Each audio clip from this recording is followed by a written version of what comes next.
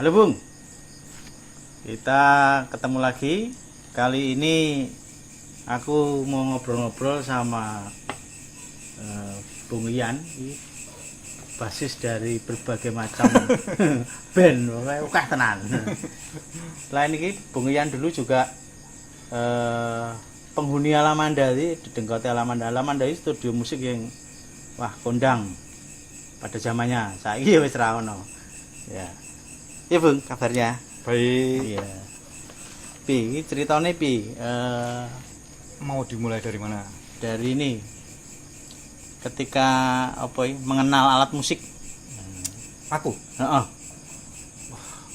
Aku itu awal-awalnya malah justru sama bukan di Alamanda ya dulu. Aku emang tipikal wong sing sing seneng nongkrong di studio. Jadi kalau ada studio itu mesti aku ngumah istilahnya kalau bahasa Jawa ngumah kayak doro gitu. Jadi selalu jadi anak studio di mana-mana dulu. Sempet sama Mas Aris dulu awal-awal tuh di Lakers. Terus aku pindah awal-awal 90-an tuh aku sempat pindah di Trax setiap hari di Trax studio di Jalan Seturan itu. Terus akhirnya suatu masa itu awalnya Batas Studio yang di Batas Kota. Ya. Batas Studio di atas kota itu kan pindah lokasi. Pindah lokasinya di Kejayan di Jalan Alamanda itu. Dulu masih punyanya Mas Anang Batas dulu namanya. Anang Batas Studio. Terus itu kan yang punya di situ waktu awal-awal itu namanya masih Batas Studio. Itu masih, tapi Mas Anang merger sama Hodi Nurdianto itu kembarannya Mas Dori Endang Sukamti. Sekarang gitarisnya Endang Sukamti.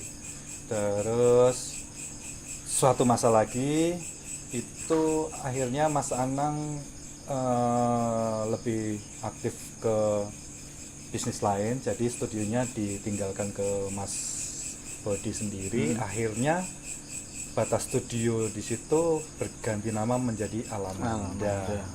Itu awal-awalnya Alamanda. Terus saya nyangkutnya ke sana itu awal-awal itu gara-gara masih Batas Studio ya waktu itu, Batas Studio yang di Kejayan. Itu gara-gara Mas Bodi itu teman kuliah saya. Jadi ngeband di kampus. Terus diajakin, aku buka studio bisa di Kejayan, terus ayo nongkrong sana. Ya wis, aku akhirnya ke sana terus nongkrong. Awal-awalnya nggak serame itu ya waktu itu. Waktu itu isinya masih lebih banyak ke band-band band ngamen, band reguler. Oh iya. Band cafe ya. Band cafe. Zaman segitu kan 98 ya. Kita tahu kondisi 98 itu nggak ada pentas. Nggak ada pentas outdoor kan dulu dilarang. Pengumpulan massa dilarang kan. Pengumpulan massa waktu itu kan pas zaman-zaman reformasi awal-awal itu kan nggak ada pentas, nggak boleh ada pentas di outdoor. Terus adanya ya bermusik ya cuma di indoor. Nah itu kan cuma ya reguler di hotel, di kafe kayak gitu-gitu. Awal-awalnya Batas Studio yang di situ masih isinya masih itu. Terus sekitar tahun 99 setelah reformasi ya 98 99 itu mulai dibuka izin-izin untuk ada event-event yang besar, pengerahan massa yang besar gitu. Pengumpulan massa yang besar itu udah mulai dibuka. Saat itulah mulai banyak band-band kelengaran itu, band-band panggung. Band-band panggung itu mulai kembali aktif. Nah, mulailah saat itu muncul satu persatu itu mulai pada masuk ke Alamanda. Terus apa lagi? Apa dulunya itu awalnya Nikel Bass atau dari dulu? Aku dari dulu. Pertamanya aku gitar. Gitar. Gitar terus kita sama Mas Aris dulu, sama Mas Lepek dulu. Terus gitar. Aris kan gitar juga. Ya saya ngebass Pokoknya yang sikile paling isor ngebas. Ada gitar, lepeng gitar situ. Metal-metalan sama Metal, itu. metal. Metal-metalan. mulai apa ya? Mulai bass ya saat itu. Iya, tapi aku emang dari dulu seneng bass sih. Lebih seneng ke toko-toko bass kayak zaman masih SD ada bass-bass ganteng itu Mas Durian itu. Itu. Terus aku seneng progresif musik kan, jadi kayak Ras gitu kan. Itu kan idolanya basisnya itu. Terus aku seneng Iron Maiden. Jadi akhirnya ternyata ngebass sih iso keren juga. Jadi berusaha untuk menjadi basis yang keren. Skill nomor 2, yang penting keren sih. Band pertama karo si itu.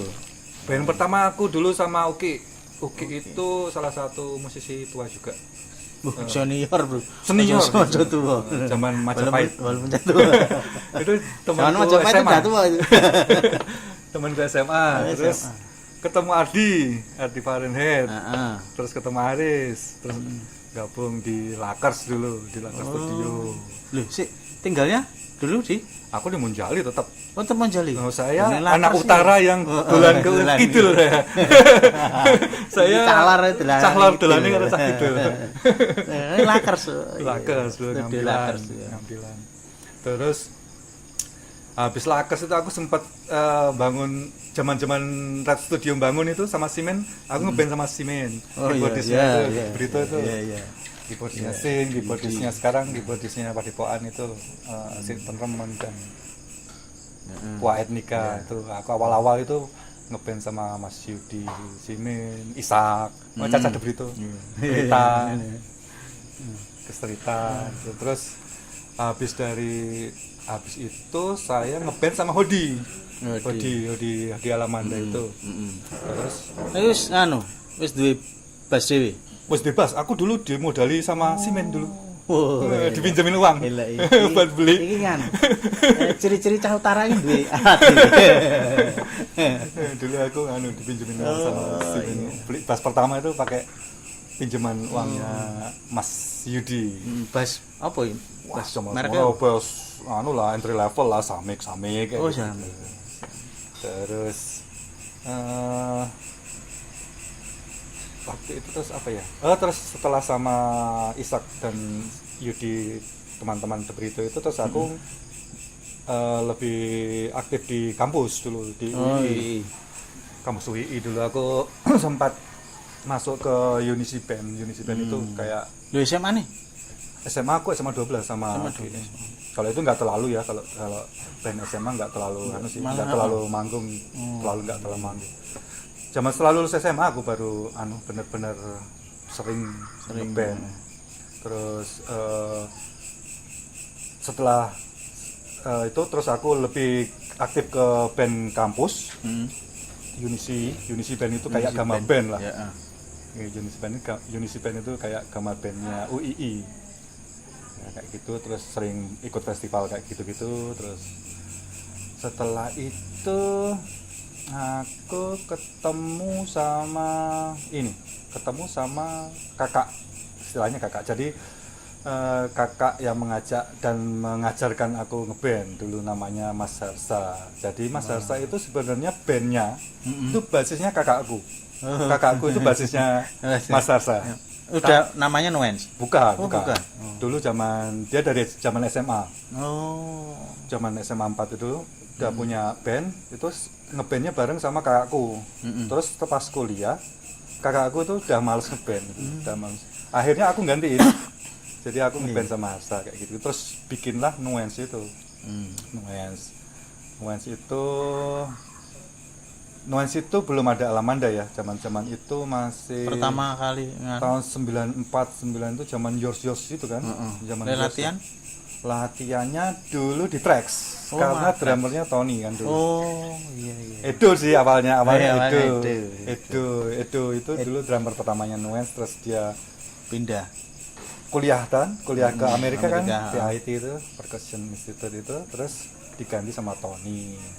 Akhirnya ya kita basecampnya di Trax, di Trax Studio sekitar tahun 94 sampai 97 mungkin ya. Setelah 97 itu kan agak gonjang-ganjing Indonesia itu, terus musik agak redup, terus aku juga nggak punya band waktu itu, terus ketemu Hodi itu, terus aku bikin band sama Hodi itu namanya Kola, kalau nggak masih inget namanya Kola. Kola itu sempat zaman Cindi juga ada itu, zaman Cindi. Terus itu di Alamanda awal-awal sama Mas Hodi itu. Terus setelah aku di Alamanda udahlah, jadi aku banyak bandnya, pindah terus. Setelah sama Kola aku pindah ke Akhir Mandis. Akhir Mandis itu karena Mas Otom waktu itu juga udah males ngeband, jadi aku gantiin Mas Otom juga. Terus habis ada Akhir Mandis, aku masuk ke Es Nanas karena basisnya dulu si Doni Tato itu bukan malas ngeband kalau itu, teman-temannya malas di basisi dia. Jadi sorry Don, teman-temannya malas di basi Doni, jadi saya gantiin di Es Nanas. Sampai ya itu karya profesional saya di musik ya terakhir ya sama Es Nanas sih. Sampai tahun 2006 mungkin ya. 2006. Nah, waktu band-bandan sama Nuance ya. Zaman dulu itu kan Nuance kan wis nang panggung wis penggemar wangun. Ketok wangun. Terus gayane mereka di panggung itu wis wis. Lah kuwi iso diceritakan ndak suasana zaman dulu piye nang dhuwur panggung dengan penggemar yang ya itu agak nonton yang sih antusias fenomenal juga sih zaman segitu tuh. Aku emang dari kecil aku bercita-cita kayak ngono kuwi lho. Selalu bayangke wah nek penonton ngono kuwi.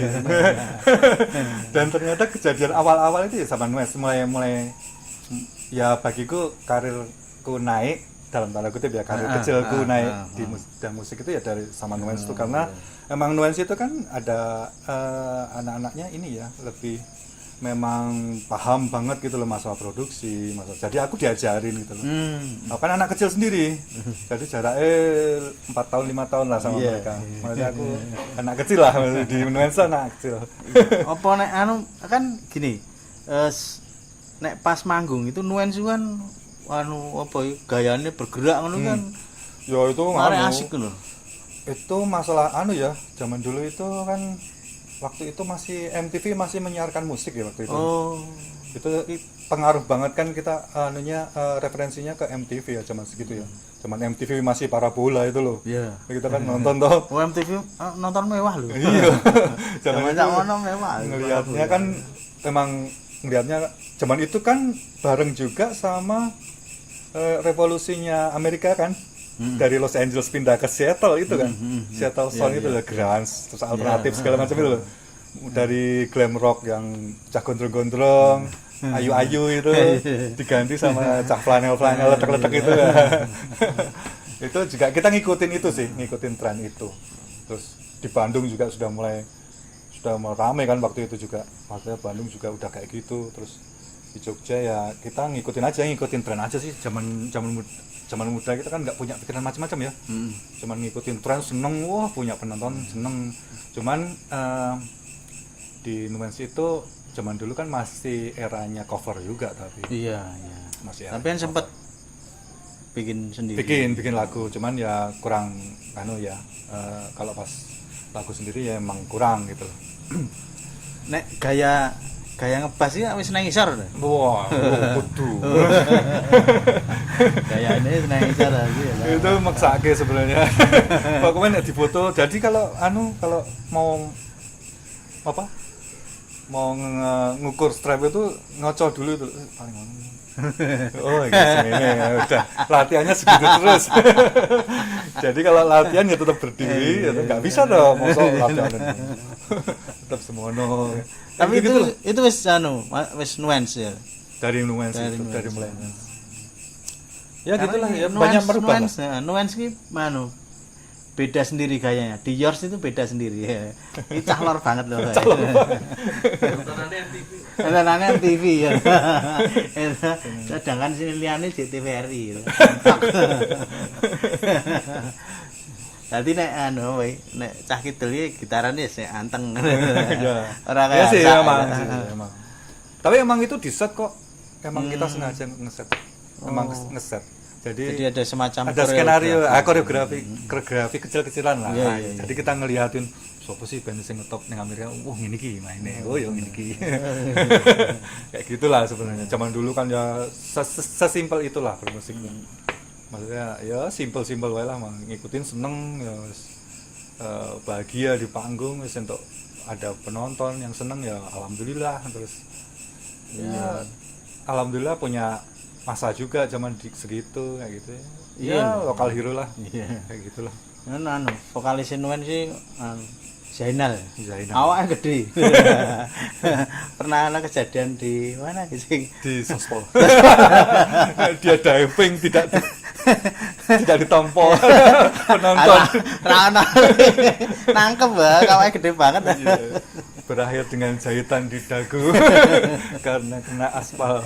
Nah, wes itu setelah ada Alamanda, terus Nuans latihan. Enggak, Oh enggak. pas di Alamanda itu Nuan sudah nggak ada. Oh. Iya, Nuan sudah nggak ada. Nah, terus Nuan itu? itu sudah pada lulus kan soalnya. Udah pada lulus kuliah. 97 itu kan udah pada lulus kuliah. Aku yang masih kuliah kan, aku kecil sendiri soalnya kan. Jadi ya aku ngeband sendiri, mereka sudah pada jadi pegawai negeri lah, jadi wira swasta, segala macam. Apa setelah Nuans apa?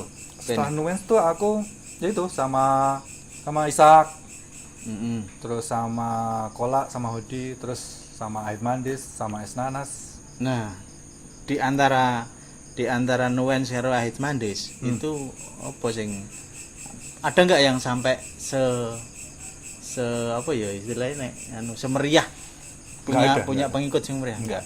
Ya Aid Mandis, Nuans sama Aid Mandis sama Esnanas itu yang punya masa itu. Aid Mandis itu pun aku gantiin Mas Otom itu karena permintaan beliau juga gitu loh. Jadi Mas Otom ngomong itu gantinya si Ian wae. Oh iya. Kayak gitu. Memang sudah diizinkan sama basis aslinya. memang permintaan dari request dari Mas Otom juga. Nah, anu masalah penghuni Alamanda ya. Oke. Kan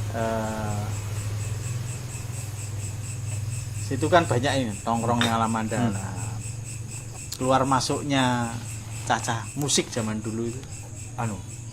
Iya. Itu selain anu loh ini selain apa si siapa Darsono ya. Mas Kubis. Mas Kubis, ya, Mas Kubis. Ini Mas Kubis itu ya top ya. Mas Kubis Sebelah itu Alamanda. Sebelah Alamanda. Mas Kubis cabang pertama sing ngetop itu ya itu. Ya waktu itu kan mulai banyak ya. Waktu itu 99 itu kan mulai banyak pentas. Sementara udah mulai rame, terus aku mulai terus ini yang pertama kali menarik band-band luar ke masuk band panggung ya. Band panggung dulu kan band-band band-band ngamen nih. Iya, Band reguleran apa? Band-band reguleran, band-band sing apa? Long tripan kayak gitu yang latihan di situ. Mulainya masuk banyak band pentas itu juga Aid Mandis sebenarnya yang bikin. Oh. Jadi Ardi sama Mas Bayu itu datang ke Alamanda meminang aku untuk menjadi basisnya. Nah, akhirnya kan Aid Mandis latihannya di situ. Akhirnya Aid Mandis lainnya terus kelihatan kalau Aid Mandis latihan di Alamanda ya terus mulai menariknya menarik kayak magnet itu loh. Kondang Magnet gitu loh, kayak Esnanas masuk juga, terus kayak Cikustik masuk. Oh, jadi malah Aid Mandis dulu ya? Iya. Oh. Itu revolusinya Jogja itu Aid Mandis sebenarnya awalnya. Termasuk lagu-lagunya ya? Iya, lagu-lagunya. Dulu itu band ngetop itu covernya yang paling canggih, maksudnya covernya yang paling persis tuh paling ngetop pasti. Iya, persis itu pasti ngetop. Iya. Begitu ada Aid Mandis itu langsung kebalik semua. Jadi satu-satunya band yang pertama kali ngetop gara-gara lagu sendiri itu ya Aid Mandis gitu. Lagunya Teman. Wow, sangat heboh sekali itu. Pokoknya itu titik balik industri musik profesional di Jogja ya. Di Jogja. Itu Ahad Mandis itu yang mulai Karena dulu masih cover-cover toh. masih cover masih ya persis-persisan Iya. gitu. Sampai yang alternatif pun masih cover. Ya, alternatif pun masih cover. Ya kayak nuansa itu kan. Heeh. Alternatif masih cover. Terus kalau mentas ya mau kolektif sul. Requestnya lagu orang semua. Iya. Ahad Mandis enggak. Iya, Ahad Mandis gila, itu iya. di request lagunya mereka sendiri gitu loh. Itu pokoknya. Itu yang itu revolusinya itu. Habis itu juga akhir setelah Ahad Mandis kan terus muncul kan ada Senanas Kunang-kunang waktu itu gitu. Ngetop dengan lagunya sendiri. Iya. Jikustik 1000 tahun gitu. Heeh. Dengan ngetop dengan lagunya sendiri. Terus Sheila on Seven dengan kita Iya. ngetop dengan lagunya sendiri. Ya itu pokoknya itulah. Terus Seki gitu. Pilih waktu mandis. Kenapa? Ya Aku di Mandis kan ini ono perbedaan nih ya. Ini dari nuance ke sama-sama gitu. Nuance dulu juga punya penonton yang fanatik ya. Sekarang Mandis juga. Nah, perbedaannya apa? Perbedaannya kalau di Mandis itu aku seangkatan sama mereka. Oh. Jadi Iya. sejajar. Iya, Jadi usulku itu sama mereka gitu. Iya. Jadi sama lah. Jadi setara gitu. Jadi lebih enak ngobrolnya. Ngobrolnya lebih enak. Jadi terus aku dan Mandis waktu itu juga sebenarnya itu kebangkitan Mandis kedua sih sebenarnya. Kan zaman nuansa itu kan 95 ya. Mandis itu kan ngetopnya juga 95. Waktu aku masih belum di Mandis ya. Tapi kan mereka terus vakum beberapa tahun karena mereka harus masalah kuliah sih kita itu. Masalah kerja praktek mereka harus kerja praktek sebelum mereka lulus kan. Itu kan bikin turun kan. Karena nggak ada terus 98 itu kan. Setelah 98 itu kan Mandis mulai kembali ke Jogja. Ahad Mandis itu. Ya itu terus akhirnya aku masuk itu terus akhirnya ya naik lagi Ahad Mandis lagu itu. Alhamdulillah naik lagi terus ya Pentas-pentas meneh. Pentas-pentas dan punya masa juga gitu. Iya. Terus sampai ditarik desain Sony waktu itu. Sony Musik itu sempat tertarik sama Ahad Mandis, terus sempat di album kompilasi Alternatif Plus itu lagu teman itu lagi. Lagu teman itu di recording ulang. Barengannya itu serius waktu itu. Serius awal karirnya serius juga bareng sama Ahad Mandis itu waktu itu. Serius Bandung itu. Nah, itu kan membawa karya sendiri ya. Terus direkam, dijual dengan Jualnya indie sama label lah. Oh, tapi label besar. Enggak ada proses Indie? enggak. Zaman dulu kita harus berjuang dengan ribuan band lainnya se-Indonesia datang ke Jakarta dengan kereta ekonomi yang bau besi itu. Nah, itu terus ya dengan tumpuan demo di label musik itu berharap mereka akan mendengarkan. Kayak gitu-gitulah. Maksudnya perjuangannya memang agak berat sih zaman dulu. Kayak gitu. Jadi memang untuk ikut kompilasi aja berat gitu loh, apalagi album gitu. Terus setelah Ahad Mandis kan waktu itu Esnas itu waktu itu. Esnas juga Esnas latihan maju. yo ning Di Alamanda juga. Waktu itu kadang-kadang sudah nggak pakai Doni, jadi kalau kadang-kadang nggak pakai Doni itu aku yang gantiin memang. Karena situ nongkrong di situ. Karena aku di situ. Pokoknya basis yang ready di Alamanda itu pasti laku. Karena aku setiap hari di situ, jadi gampang kan dicarinya. Bukan masalah aku lebih pinter mainnya apa orang, bukan. Karena aku selalu ready aja. Kalah rupa dan Selalu ready. nek ora ya diganti karo Mas Didi. Padahal Doni itu juga nongkrong sama aku kan di Alamanda kan, tidurnya di Alamanda begitu itu. Wow, rusak-rusuk dengan. Cuman ya itulah masalah zaman dulu lah. Terus iku Alamanda ya, kita ngomongin Alamanda dulu. Situ sing lama nang kono keluar masuknya band sampai apa yang dari Mandis kemudian ke band-band yang lain. Ada karakter apa dulu kan pernah ada ini ya, di Hai itu ada omongan Jogja Invasion itu loh. Jogja Invasion yang benar-benar dalam tahun itu benar-benar semua label berlomba-lomba untuk mencari band Jogja. Waktu itu tahun 2004-2005 itu semua label berusaha untuk punya band dari Jogja. Itu kan agak lumayan ini. Jadi istilahnya judulnya kalau di majalah Hai dulu, zaman masih ada versi printnya itu, dijuduli Jogja Invasion. Jadi itu ada edisi khusus Jogja Invasion. Jadi itu kayak ini. Jadi kayak memunculkan apa ya? Kutub baru. Jadi kayak dulu kan tahunnya Jakarta pop, ya, Surabaya rock, Bandung Surabaya. itu yang indie. Iya. Ya. Terus tiba-tiba muncul Jogja. Pas Jogja Invasion itu ya 2000 awal sampai 2000 akhir itu Jogja Invasion itu hampir semua label berusaha untuk men-sign, mengkontrak band-band dari Jogja. Kan, termasuk sisi lain itu bandnya Aris ya itu ya. Itu kan ada band Jogja juga. Terus ya itulah pokoknya itu tuh Dilala itu sebagian besar itu yang desain sama label-label nasional dan multinasional itu circle-nya Alamanda. Gitu. Iya, disitulah Alamanda itu. Nah itu disitulah. Jadi seolah-olah itu kayak kalau udah masuk Alamanda itu kayak ono pembekalan gini loh, nek harus dadi rekaman ini. Kalangan artisnya Jogja. Sebenarnya itu loh, mengalir loh sebenarnya itu, bukan diajari.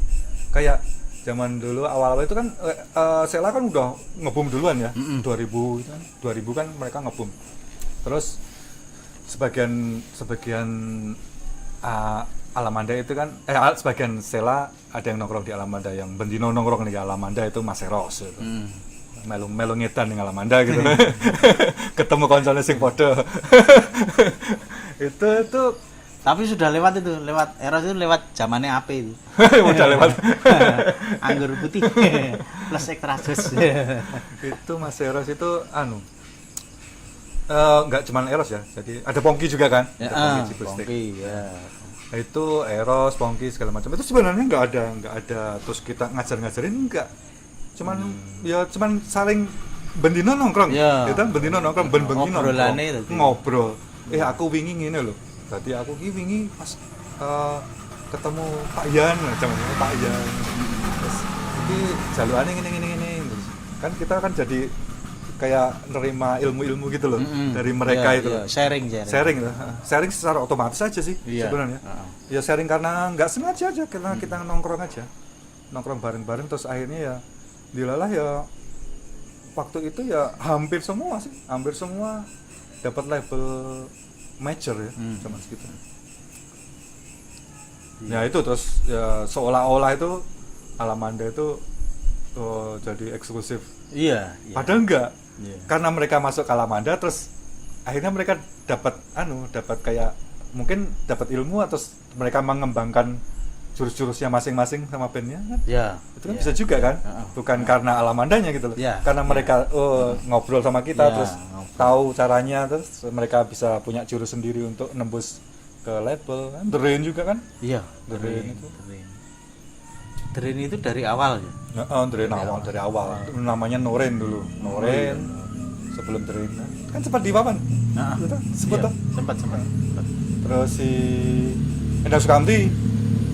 Endang Sukamti itu kan yang produksi pertama kan zaman Erik masih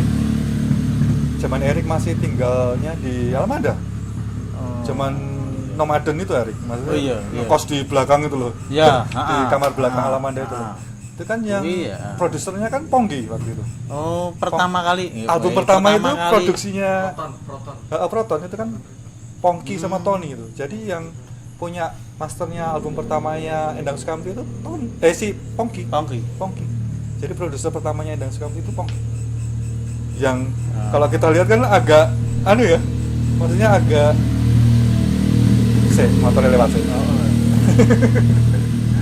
agak jauh ya, cah pop gitu, produsernya cah punk dan sukses punk, band-bandnya sukses sampai sekarang. Ini balen iki sing masalah Endang Sukamti. Gitu. Ini karena Endang Sukamti itu salah satu personelnya gitarisnya itu Owner. adiknya Hodi. Hodi. Ya. Jadi kan dulu kan Alamanda itu ada 3 ownernya, Mas Anang, Hodi, sama Susi.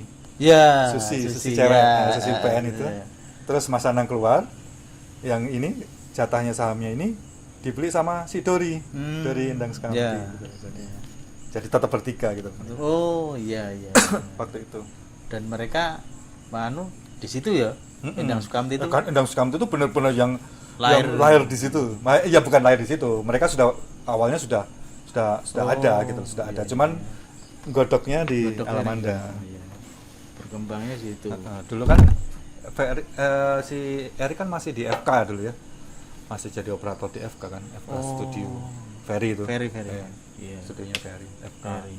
Tapi tinggalnya di situ di Alamanda. Terus pas zaman produksi album itu ya zaman Erik luntang-lantung di Alamanda itu. Di Pongki. Hah? Di produksi. Di produksi di Pongki. Album pertama. Album pertama. Album pertama. Banyak ya. Banyak grup-grup Alamanda sih kemudian Jadi sejarah. jadi ya. Terus yang bukan anak Alamanda tapi bukan lahir dari Alamanda tapi teman akrab Alamanda, maksudnya mereka sempat nongkrong di Alamanda juga, ya Segido. Oh iya. Tapi dia nggak berproses di Alamanda. Iya, iya. Tapi kita berteman. Jadi masalah prosesnya itu karena ngobrol saling Ngobrol sih saling- sebenarnya, ngobrol terus kan biasanya gini, apa namanya, kalau ngobrol tuh apa yang sudah dilakukan sama yang belum dilakukan tapi kelihatannya akan membawa maksudnya kita peluang loh, ya itu dilakukan kayak gitu-gitulah modelnya kayak gitu zaman dulu tuh. Ya, Terus itu sampai Alamanda kemudian keluar dari Alamanda kapan? aku keluar dari Alamanda itu sampai Alamanda tutup. Sampai Pokoknya juru kunci lah ngarani tas saya. Juru kunci Alamanda kayak lo. terus setelah Setelah nggak di Alamanda. Alamanda? Setelah nggak di Alamanda, sebelum Alamanda sebelum Alamanda tutup kan maaf. Sebelum Alamanda tutup itu kan aku bandnya terakhir Esnanas ya. Terus Esnanas kan mati suri waktu itu. Mati suri karena bercerai gitu. Iya. Gitu kan mati suri. Terus maksudnya si Rachel, si Eeng itu udah nggak mau ngeband lagi. Terus ya udah, aku kan karena aku senang musik ya, aku kudu ngeband, maksudnya untuk duit ya aku kudu ngeband gitu. Iya. Terus aku diajakin si Nusa. Oke. Nusa ini dulu bandnya The Planter metal. Oh. Zaman awal ini kembali, jadi kayak titik balik. Awalnya aku ngeband itu metal. Oh. Awalnya ki aku metal. Waktu Di Lakers itu awalnya sama metal. lepek. Zaman dulu tuh aku mengawali karir bandku ke metal. Terus dari pop, dari rock, alternatif kayak gitu. Terus setelah sebelum Alamanda bubar itu, sebelum Alamanda ditutup, itu aku diajakin si Nusa The Planter itu masuk ke Zues. Zues itu metal. Dan zaman aku sering ikut festival zaman dulu awal-awal karir itu. Bandnya Nusa itu sainganku dulu. The Planter. Iya. Jadi kita sering ketemu di festival yang sama. Bertanding itu di panggung yang sama. Jadi pada saat masa pensiun itu akhirnya kita bergabung. Kita bergabung terus ya di Zuas itu. Sampai sekarang kita masih bikin lagu-lagu. Iya. Berapa lagu? Berapa lagu? Banyak. Ada kok di YouTube. Oh, iya. Cari deh di playlistnya di Spotify juga ada Zues official. Tapi Channelnya. sering latihan bareng. Kebetulan nih beberapa tahun ini semenjak pandemi itu kan agak goyang ya, maksudnya masing-masing itu harus bertahan. Kebetulan itu di Zues itu rata-rata wira swasta. Jadi punya usaha masing-masing. Iya. Jadi kita harus bertahan hidup kan. Iya. Terus ya agak kendor ini masalah latihan. Tapi pada saat pandemi itu kita malah ngeluarin beberapa single, tiga single baru. Tapi kita nggak pernah pentas lagi, jarang pentas sekarang. Iya. Karena kesibukan bisnis masing-masing. Iya.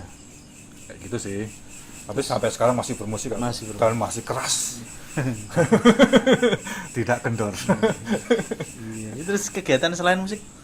Aku itu kerjaan utamaku itu ilustrator. Jadi aku tuh ilustrator sama konsep artis. Jadi konsep artis tuh kayak Gitu.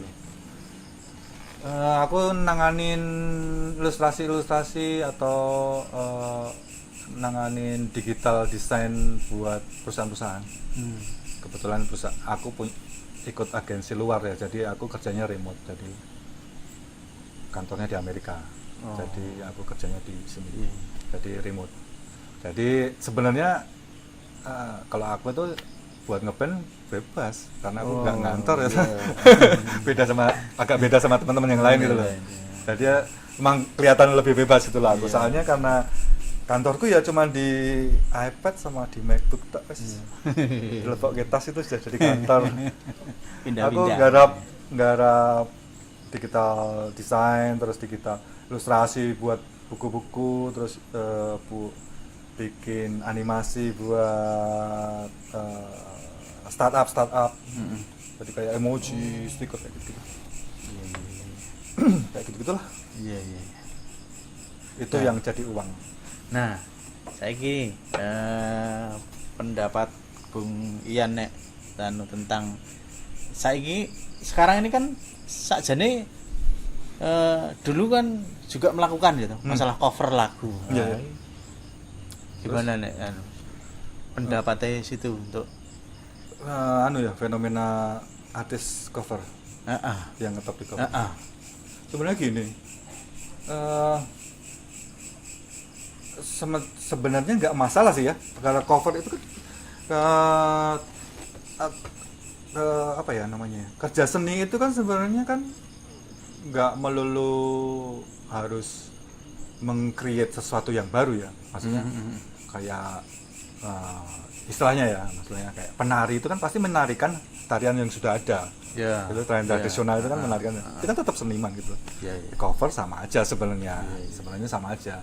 Terus kenapa mereka ngetop? Ya mungkin karena masanya sekarang itu pendengarnya itu kan YouTube ya, YouTube, Spotify. Mungkin kemungkinan kalau yang lebih masyarakat awam itu lebih ke YouTube sih ya. Spotify itu kan biasanya orang yang benar-benar senang musik ya. Yang platform musik itu kan yang benar-benar senang musik. TikTok, YouTube kayak gitu-gitu kan. Yang emang sambil lalu lah, maksudnya nggak terlalu musik banget gitu. Ya nggak masalah sih menurutku, kayak umpamanya kayak jagoan-jagoannya Jogja kayak Felix, terus si Tami Aulia, terus Triswaka segala macam tuh menurutku nggak ada yang salah sih. Bahkan si aku kebetulan kenal sama Felix tuh, bahkan dia itu punya niatan, dia tuh pengen dia kan nalurinya tetap seniman juga kan, dia meng-create sesuatu juga. Dia sudah berusaha untuk bikin lagu-lagu original, udah banyak dia lagu-lagu original. Cuman kebetulan aja nggak penerimaannya masyarakat itu nggak sebagus kalau dia ngover gitu loh. Belum aja sih menurutku. Setuju. Belum waktunya aja. Suatu saat pasti ada lagunya Felix yang ngetop gitu kan. Lagunya dia sendiri gitu. Menurutku ya kayak gitu aja sih. Jadi nggak ada masalah di situ menurutku. Toh sekarang kan ini ya, semuanya kan sudah diatur ya, maksudnya kayak undang-undang pemerintah, terus masalah copyright segala macam terus diatur. Jadi orang yang ngover itu di YouTube itu yang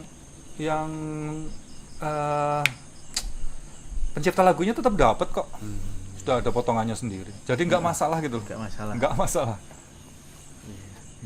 Jadi kan, semuanya malah justru hidup. Kan biasanya kan gitu. Dulu pernah mengcover lagu gitu dengan gaya yang dulu sing mirip. Sekarang kan covernya kan jadi simpel-simpel tuh. Covernya itu bedanya cover dulu sama cover sekarang ya. Cover sekarang itu karakter penyanyinya lebih kuat daripada lagunya bagus. Cuman dimasak sama penyanyinya yang berkarakter itu, jadi kayak seolah-olah itu lagunya dia gitu loh. Ngeblend banget loh. Makanya ngetop kan? Kalau dulu ya ada artis cover. Iya. Juan Untung ya. Jual untung kalau itu persis-persisan itu. Persis-persisan. Contohnya ini loh, kayak apa namanya? Cover itu juga ini kadang-kadang membantu membantu artis aslinya juga. Contoh gini ya. Ini cerita sahabat saya, ini cerita lucu sih. Pongki ex-Jigustik Pongki Barata itu. Pongki the Dangerous, Pongki Dance Company gitu. Itu pada saat bawakan lagu Shreve Town, di komen, wah, Mas Pongki cover lagunya Tulus. Karena memang kan pendengarnya kan sudah terpotong ya berapa generasi. Jadi taunya itu lagunya Tulus. Padahal itu kan lagunya Pongki. Itu lagu pertamanya malah itu. Lagu pertamanya, hits pertamanya Jigustik gitu. Bisa-bisanya itu netizen ngomong itu, wah Mas Pongki cover lagunya Tulus. Saking ada gitu. Itu kan saking generasinya sudah terlalu jauh ya. Ya nggak masalah. Iya. Itu tetap jadi rezeki kan buat namanya pencipta. Munggah meneh. Iya, naik lagi. Iya. Itu kayak harta karun lah lagi. Jadi menurutku kalau seniman ya, maksudnya pencipta lagu terus ya pokoknya gitu-gitulah. Itu kalau mereka mau mengikuti mengikuti aturan apa yang ada sekarang. Itu loh, jadi kayak punya harta karun loh sebenarnya. Oh iya. Gitu? Iya. Zaman dulu kan mereka dibayar flat. Gitu? Sama label kan. Iya. Emang atau sewu. Selampung ya. Salaman. Era sekarang kan tertib nih ya, lagu-lagu itu. Kalau malah beliau-beliau para pencipta itu mendaftarkannya gitu loh, maksudnya itu jadi warisan buat keturunan gitu loh, royalti terus gitu. Jadi harta karun keluarga, pensiun. Iya, kayak uang pensiun lah, dana pensiun. Jadi momennya tambah di cover harus anak baru. Iya. Di cover sama orang dia dapat gitu. Iya. Covernya ngetop dia lebih dapat. Pokoknya enak lah sekarang itu enggak cuma kayak zaman dulu lah. Iya. Sebenarnya jadi kadang-kadang kan ada beberapa generasiku atau generasi di bawahku sedikit gitu yang merasa wah zaman sekarang ku ra enak ini. Salah. Zaman sekarang ku enak. Gampang. Gampang banget zaman dulu. Zaman dulu tuh untuk masuk label rekaman ini kudu ganteng. Angel beneran ganteng tenan. Wih, seleksi iki nganggo seleksi rai. Kita datang tuh ngajuin demo ke label gitu. Terus dilihat foto-foto nih. Bar kuwi kon teko didelok padha ora karo fotone gitu. Wah, iki ora masuk ora ini. Ora. Kamu bisa masuk tapi ganti personil. itu sering terjadi zaman dulu tuh kayak gitu. Iki ganteng, iki wah iki bagus, sing iki wah iki mung simpatik. Kategori wajah simpatik atau wajah eksotis ini pernah mlebu. Zaman dulu kayak gitu, kejam zaman dulu itu. Zaman sekarang enak, enak. Makanya jangan kakean alasan lah kalau zaman sekarang. Zaman kakean alasan yang musisi sekarang. Berkarya pun kan gampang sekarang. Iya. Nggak mahal loh. Zaman dulu aku ngalami pita 2 inci. Iya. Gitu. Zaman masih ada almarhum Mas Heri, Mas Triple M, Mas Heri Triple M sama almarhum Krisna. Iya. Zaman segitu. Sakret. Aku rekaman tahun 97 atau 96 itu. Aku rekaman buat bandnya Tony itu, Why Not itu, Ska itu. Itu rekaman itu nggak boleh diulang. Satu lagu itu nggak boleh dipotong-potong, ya, satu lagu harus jadi. Begitu salah di tengah, ulang dari awal. Zaman dulu nggak ada potong-potong, berat pokoknya zaman dulu itu, berat banget. Saiki saleran sih. Iya, bisa sarokokan dulu, sebat, satu ref, sebat. Zaman dulu nggak ada cerita kayak gitu-gitu. Terus keras lah pokoknya zaman dulu tuh, mau rekaman terus kan mahal. Ya. Gitu? Ya. Pita untuk satu lagu itu aja Zaman segitu aja udah 1,5 juta ya toh. Buat satu lagu. Pita 2 inci itu nggak bisa diedit tengah ya toh. Pokoknya satu lagu dari awal intro sampai koda itu harus mulus mainnya. Zaman sekarang kan enak, bisa diedit, fals bisa dibenaki. Zaman dulu mana ada fals bisa dibenaki. Gimana caranya pita? Di tuning nggak bisa. Ya, terus makanya enak zaman sekarang itu. Pokoknya kalau buat yang ini pesan aja sih, buat musisi-musisi yang masih aktif ya, jangan banyak alasan, ya, enak uripmu saiki. Yang penting berkarya. Duit itu zaman dulu cuman dari label ya. Kalau bejo iso entuk iklan ya atau endorsan. Terus sama mentas wis toh selesai. Cuman 3 itu loh. Iya. Cuman 3 itu. Zaman sekarang, bisa dari mana-mana. Semua platform dapat. Terus kita nggak dipotong sama label zaman sekarang. Bisa langsung artis tuh platform sama end user ya, sama pendengar langsung. Enak zaman sekarang. Pokoknya saya iso tinggal backsound TikTok. Nah, durasi masuk FYP selesai. Enak lah zaman sekarang. Makanya dimanfaatkan lah. Nggak kayak ya karena aku Gen X ya, jadi ngalami semuanya kan. Ngalami 2 inci, ngalami DAT 1 inci gitu. Ngalami digital recording zaman Pentium gitu. Ngadat-ngadat itu. Terus sampai sekarang lah, sampai gampang banget saya gampangnya mosok toh manja aleman gampang sekarang, enak sekarang musik itu. Cuman memang kadang-kadang untuk beberapa teman-teman yang sudah mungkin agak lama vakum atau kurang bergaul sama yang itu, memang kadang-kadang terasa berat gitu. Soalnya memang beda, maksudnya anunya beda kan, maksudnya apa ngarani ya,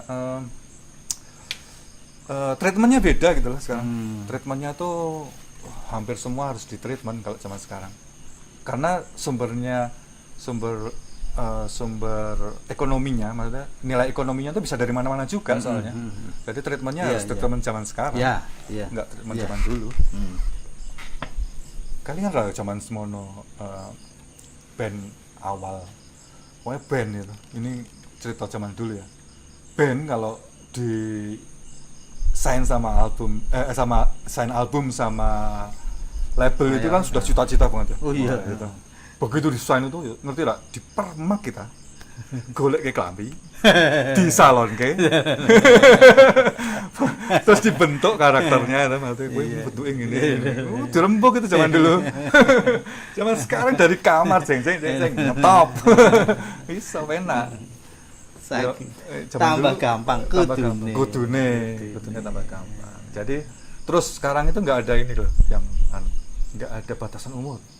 Enak banget sekarang itu. Zaman dulu itu, kata tua sidik ini wis ra payu ra payu.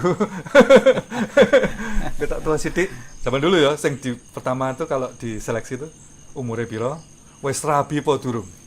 Sudah nikah atau belum? Zaman dulu itu krusial untuk label-label zaman dulu meng-hire artis itu. Begitu ngelihat udah nikah, males sih nah. Kayak gitu-gitulah. Jadi banyak dramanya kalau zaman dulu. Kalau zaman sekarang itu lebih direct lah. Lebih enak lah. Ini pas di Alamanda, pas apa ya? Kan ini ono sharing-sharing ini ya. Kan dulu kan ngalami ya. Bikin demo terus sampai ke proses, bahkan kan bagian kan bisa sampai proses rekaman sing sak tenane ngono. Lah ceritane. Kebetulan kalau aku kan sudah ngalamin sebelum di Alamanda, sudah ngalamin ya. Artinya proses yang zaman analog dulu, waktu masih di track studio. Terus zaman di Alamanda itu lucu gini, jadi banyak hits itu keluar dari di Alamanda itu ada juga, maksudnya kayak gini, umpamanya proses penciptaan nih, proses penciptaan dulu. Ini contoh ya, contoh proses penciptaan lagu. Karena kita setiap hari itu kumpul, pokoknya kita punya kehidupan pribadi masing-masing. Jangan misalnya pacaran gitu. Itu kita sering curhat sama teman gitu. Banyak juga cerita-cerita tentang kisah-kisah percintaan gitu, zaman dulu itu yang diambil sama teman sendiri untuk jadikan lagu, jadi ide gitu, itu jadi hits, itu ada ini, ada buktinya ini. Terus kayak gitu, terus untuk itu masalah penciptaan ya, maksudnya penciptaan itu bisa kayak cuman mengcapture suasana kayak apa ya, lagu Sheila Pria Kesepian, terus ya Pria Kesepian itu kan alaman deh banget tuh gitu, ngerasa ganteng dewe calana lalang tau ya aslinya sepi randuian kumpul tok kandang jagur anak itu kayak gitu-gitu. Terus pokoknya terus proses penciptaan itu simpel ya, itu semuanya bisa diambil dari mana-mana sih, sampai sekarang pun pasti masih melakukan itu. Artis-artis sekarang, seniman-seniman sekarang pasti masih melakukan dengan mengcapture kehidupan sehari-hari. Terus proses rekaman. Zaman dulu kebetulan enaknya di Alamanda itu karena kita berkumpul banyak band. Jadi misalnya nih waktu itu apa ya? Sisi lain mau rekaman di Jakarta. Kumpulin semua alat band-band lain. Ampli Eros, gitar Eros, terus gitar Pongki atau kita ampli si teman kita Nunu dulu. Dimasukin bawa ke Jakarta. Jadi kita nganu kayak saling support ya. Nah, saling support waktu itu. Jadi siapa yang berangkat itu disupport. Iya. Itu enaknya itu aku lupa nyeritain tentang itu penting itu. Jadi fungsi komunitas di situ tuh kuat banget. Jadi butuhnya gimana sih mau rekaman apa gini gitarnya butuh apa wae gini sapa sing duwe ngono. Eros punya enggak? Punya. Pogi punya atau siapa yang punya itu kumpulin jadi satu. Udah mereka berangkat. Kan zaman dulu kan harus ke Jakarta ya kita. Iya. Kita harus rekaman di Jakarta ya. Jadi pada saat sebelum berangkat ke Jakarta itu kita sudah bawa alat dari kumpulan teman-teman ini. Jadi komunal itu. Jadi kan alat-alatnya teman-teman itu dikumpulin jadi satu, berangkat. Kayak gitu. Dan itu nanti pindah, maunya Esnanas, rekaman. Album. Oh ya, butuh gitarnya apa wae ini. Butuh ampli ora, ya wis. Sisi di gitar. Ya wis kita bawa gitar kanan. Kayak gitu-gitulah. Nyenengin gitu kalau komunitas itu zaman dulu. Yang kebetulan di Alamanda agak lumayan ya maksudnya. Pada saat itu sudah ada Sheila, sudah ada Cikustik. Iya. Jadi yang alatnya sudah upgrade lah dibanding teman-teman yang lain. Dan ada Nunu. Wah, itu ada pengusaha muda. Itu yang siap membantu, mensupport. Itulah. Jadi itu untuk proses rekaman. Terus apa lagi ya? Di Jakarta pun kita biasanya dolan. Jadi kan cuman segitu kan hampir kayak kebetulan itu hampir kayak jadwalnya itu loh, urut-urutan itu loh. Susulan baru rekaman, baru terus Esnanas berrekaman, Aid Mahdis rekaman, terus sama Durin rekaman gitu, atau Sheila album baru.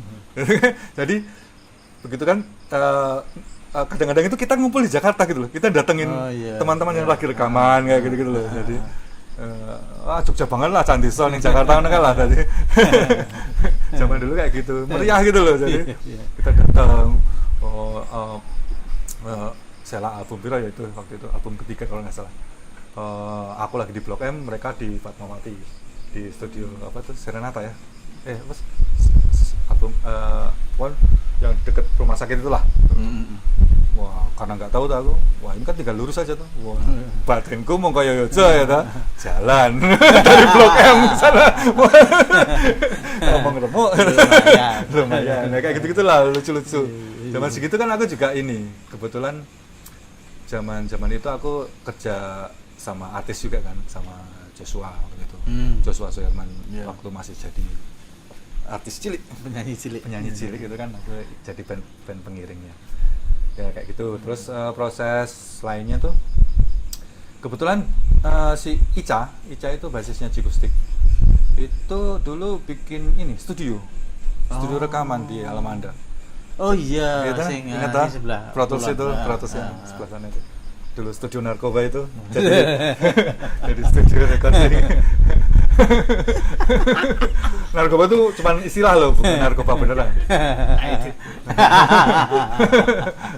Ah wis liwat ora apa-apa. Itu ya itu buat recording. Jadi banyak proses-proses demo itu dilakukan di sana. Jadi itu jadi proses demo. Jadi Ya, mamanya gini. ya, Pongki dapat job untuk bikin lagu buat siapa? Krisya, buat siapa itu.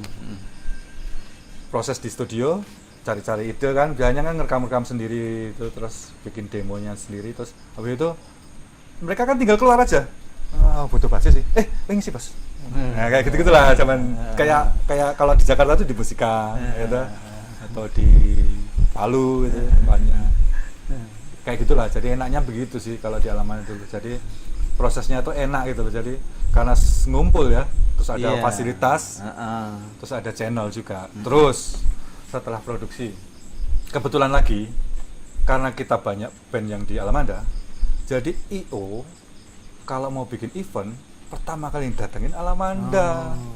Karena begitu datang satu tempat dia dapat penawaran banyak ya gitu loh. Jadi bukannya kok di monopoli Alamanda, bukan, itu IO-nya yang datang ke situ gitu loh. Zaman dulu kan memang isinya kan Alamanda kabeh sing main gitu loh. Bukan karena tapi karena IO-nya memang datang ke situ kan penak toh, tinggal milih. Aku butuh band iki. Ono ning Alamanda kan gitu. Tinggal datang ke situ. Jadi seolah-olah lagi Alamanda kabeh toh sing main. Ya karena IO-nya emang datang satu pintu gitu kan, kayak di supermarket lah istilahnya. Bisa dapat sabun mandi sama lain-lainnya gitu. Mau kan disinggung masalah Jogja Invasion ya. Nah, kontribusi Alamanda terhadap itu Itu sedikit sedikit agak Alamanda itu ada pada saat yang tepat gitu. Terus kebetulan juga momennya tepat, terus pemainnya tepat. Jadi dan kebutuhan industri musik saat itu tepat. Jadi seolah-olah itu kayak jadi magnet gitu loh. Jadi nggak sengaja, sebenarnya semuanya nggak sengaja. Jadi karena kita tahu sebenarnya kan sebelum Jogja Invasion itu kan sudah banyak ya band-band Jogja, Roland itu, pionir. Kita mungkin lupa sama 3 band. Oh iya. Itu kan 95 sudah ada itu, gitu. 95 3 band itu orang Jogja juga loh. Iya. Yang si Edi DJ sama si Rudi masih ngebas di Ari Lasso. Lasso kan, Rudi. Itu kan band Jogja juga. Terus setelah 3 band itu kan agak lama kan. 90-an sampai akhirnya 99, akhirnya terus Sela itu membuka jalan. Nah, posisinya Alamanda itu sebenarnya karena ya kebetulan aja sih sebenarnya. Kebetulan waktu itu kan teman-teman yang nongkrong di sana itu dapat peluang rezeki untuk desain sama label sih. Sebenarnya sesimpel itu sebenarnya. Sebenarnya sesimpel itu sih. Cuman ya emang di momen yang tepat kita berkumpul dengan satu tujuan waktu itu. Pokoknya kita semua harus rekaman dengan label. Zaman dulu kan cita-cita itu kan rekaman dengan label ya. Zaman dulu itu kita pernah suatu saat tuh pada saat tahun baru, tahun berapa ya, 99 atau berapa. Pokoknya tahun ini kita harus rekaman semua ya. Semua itu sambil bakar jagung.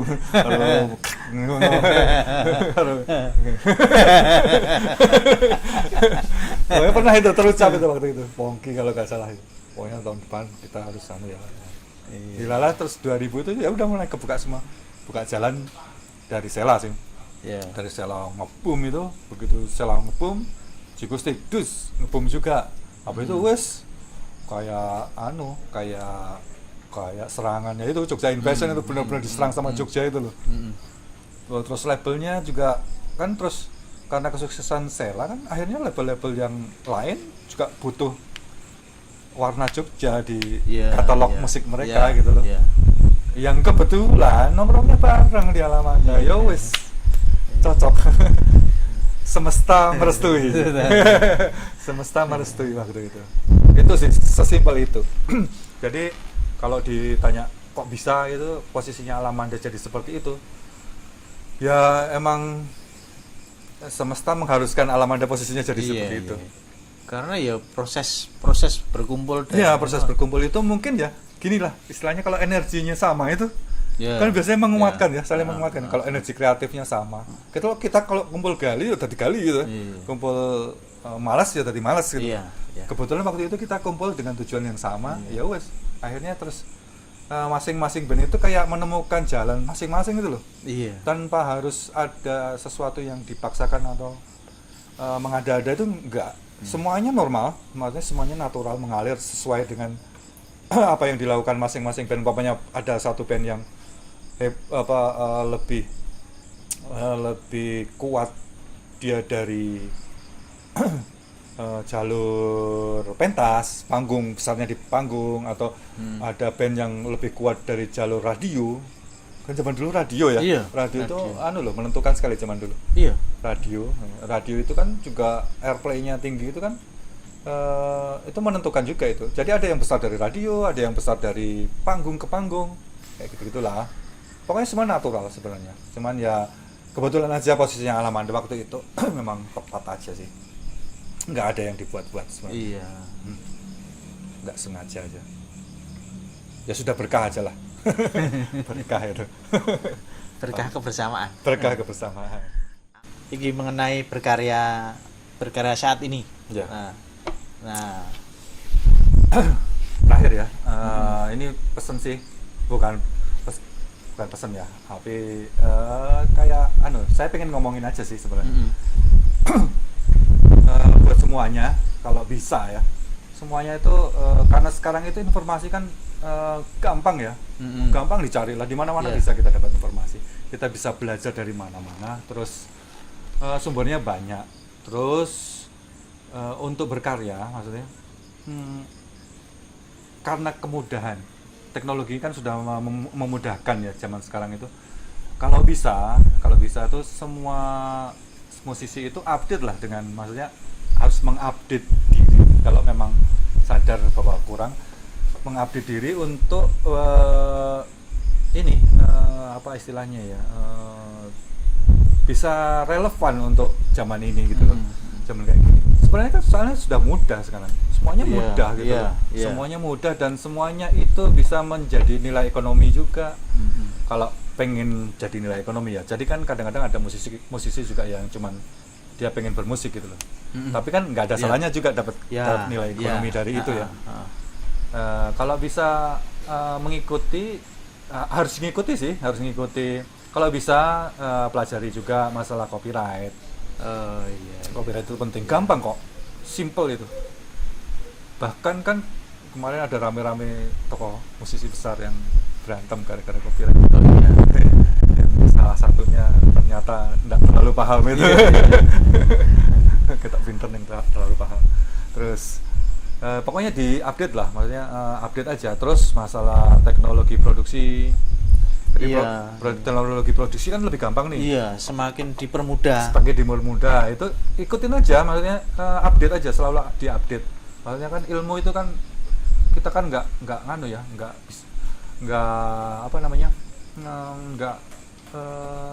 untuk belajar itu kan kita tidak ada kadaluarsanya ya. Kita harus terus tetap mengupdate diri, terus apalagi ya, dengan kemudahan dengan kemudahan ya, itu kan. Terus selalu, intinya gini, selalu berusaha tetap relevan di zaman gini. Bukan karena tesmu, istilahnya ya, bukan karena tesmu old school terus kamu tuh jadi wagu di zaman sekarang, bukan. Old school pun bisa relevan zaman sekarang gitu loh kalau Iya. kita membungkusnya dengan baik Iya, misalnya iya. gitu ya. Kan banyak band-band ala zaman dulu yang tetap ngetop zaman sekarang itu kan Iya. banyak band-band zaman sekarang yang membawakan materi yang mirip-mirip zaman dulu itu kan banyak yang ngetop juga. Ya. Kayak gitu sebenarnya masalah relevan aja. Relevan itu bisa dari produksinya, maksudnya dari sound quality atau dari materi lagunya gitu, dari liriknya, dari notasinya, musiknya. Itu kan semuanya bisa diupdate ya. Kan sekarang kita bisa dapat referensi musik, kita bisa punya Iya. toko musik Iya. dalam HP kita kan. Kita bisa mengakses semua ilmu loh. Apa ae wis. Iya. Apa ae. Pokoknya terbuka lah, dibuka aja sih sebenarnya. Terus ya itu, pokoknya pantang menyerah. Iya. Jangan bukan pantang menyerah sih, tapi nggak usah aleman lah. Iya. Ada itu kan karena gampang itu nggak ada alasan lagi untuk kita tertinggal, itu nggak ada alasan. Iya, iya. Karena kita bisa mengejarnya dan Iya. itu terbuka semua, itu infonya itu terbuka semua. Jadi nggak ada yang ditutup-tutupin gitu loh. Kalau kamu belajar ya kamu tahu, kalau nggak belajar ya Iya. ketinggalan gitu loh. Itu aja sih intinya zaman sekarang itu kan, karena terbukanya komunikasi itu kan ya udah Terbukanya semua ilmu itu terbuka. Ya kayak gitu aja, kita tinggal manfaatin aja Ya. semuanya itu. Dan semoga mencapai apa yang diinginkan masing-masing ya. Iya. Mau yang musik profesional maupun musik untuk jiwa. Iya. Nggak masalah. Yang penting bermusik, bro. Berkesenian, bro. Kita aja ya. Ya, Aman, oke. Wan? Cukup sekian. Terima kasih. Sampai jumpa lagi, Bu.